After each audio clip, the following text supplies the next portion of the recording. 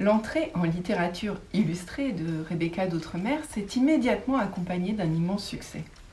Ne s'arrêtant pas à la fascination que suscitaient ces belles images, elle a construit au fur et à mesure de ses publications un parcours d'auteur, perceptible par ses choix forts d'illustratrices, par exemple pour Alice au Pays des Merveilles, ou bien ses illustrations magistrales de textes de la littérature générale, que ce soit pour le roman d'Alessandro Baricco, soit, ou le classique de Steinbeck, Des souris et des hommes. Son arrivée au catalogue des éditions Sarbacane marque de manière très claire l'avènement d'une création d'auteur pleine et entière, qui maîtrise aussi bien l'idée, le concept, le texte, l'image que l'objet livre. Chose remarquable, cette création va de titre en titre prendre de l'ampleur, se développant fabuleusement à partir d'un personnage. Dès la couverture des riches heures de Jacominus Gainsborough, le livre impressionne et séduit par la figuration du héros tout en minutie et en douceur. On perçoit, comme dans la peinture à l'huile flamande, la finesse d'exécution. C'est ce personnage que l'on suit au fil de sa vie dans le premier album et que l'on retrouve ensuite à des âges précis dans les autres volumes. Jeune adulte dans Midi Pile, via un diorama en papier découpé, figé dans l'enfance dans Une toute petite seconde et son immense panorama, et dans la vieillesse, pour le prochain album, Livre à écouter, Une chose formidable.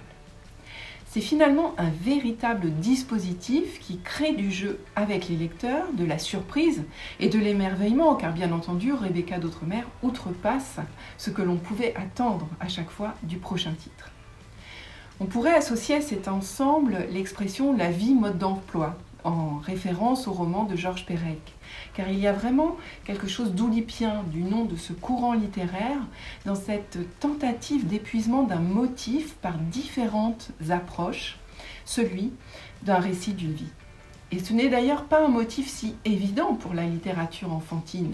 Mettre en scène la mort gêne beaucoup les adultes. Mais comment mieux en parler et répondre aux questions inévitables qu'elle suscite chez les enfants que par un parcours de vie, surtout quand celle-ci est une bonne petite vie qui a bien fait son travail.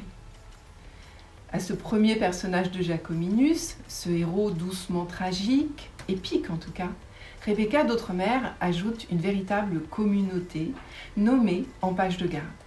Il s'agit d'abord d'animaux domestiques dans les premiers volumes, puis exotiques dans Une toute petite seconde. La narration dans ce dernier titre est à cet égard exemplaire.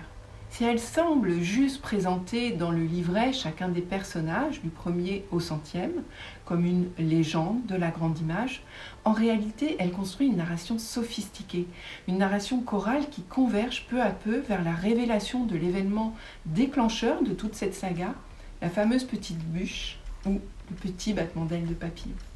On est donc en présence de 4 livres, 4 créations, qui forment un véritable dispositif pour aborder la question fondamentale, aussi bien dans la vie que dans les histoires, qui est celle du temps. Car ces 4 livres nous font littéralement éprouver le temps. Dans les riches heures de Jacominus Gainsborough, on traverse tableau par tableau, au nombre de 12, comme une année, toutes les étapes de la vie. Dans Midi Pile, on assiste à une accélération du temps à mesure de la traversée du livre en quelques heures. Dans Une toute petite seconde, on se trouve en présence d'une construction folle, en 7 volets, comme une semaine, qui cumule linéarité, simultanéité, instantané et récit. Enfin, dans Une chose formidable, on remonte le temps à la manière d'un kaléidoscope au travers des souvenirs de Jacominus et de son ami Polycarpe, bercés par la voix de Rebecca d'Outremer. Si chaque livre est autonome, leurs narrations se croisent et s'enchevêtrent, se nourrissent les unes des autres. Et c'est une grande amplitude qui se trouve couverte par les 4 titres, de l'unité de la seconde aux décennies passées. Dans ces livres, la fascination pour la belle image reste toujours aussi intense.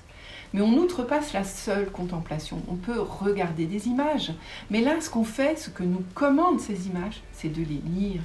Et le détail, comme chez tous les grands créateurs, que l'on songe à Tommy Ungerer ou à Claude Ponty, permet cette entrée. Avec des surprises, comme ces animaux à tête d'humain que l'on découvre amusés dans les pages de Une toute petite seconde. La référence à Bruegel, contenue dans maintes illustrations, est bien plus qu'une référence. C'est un idéal de lecture.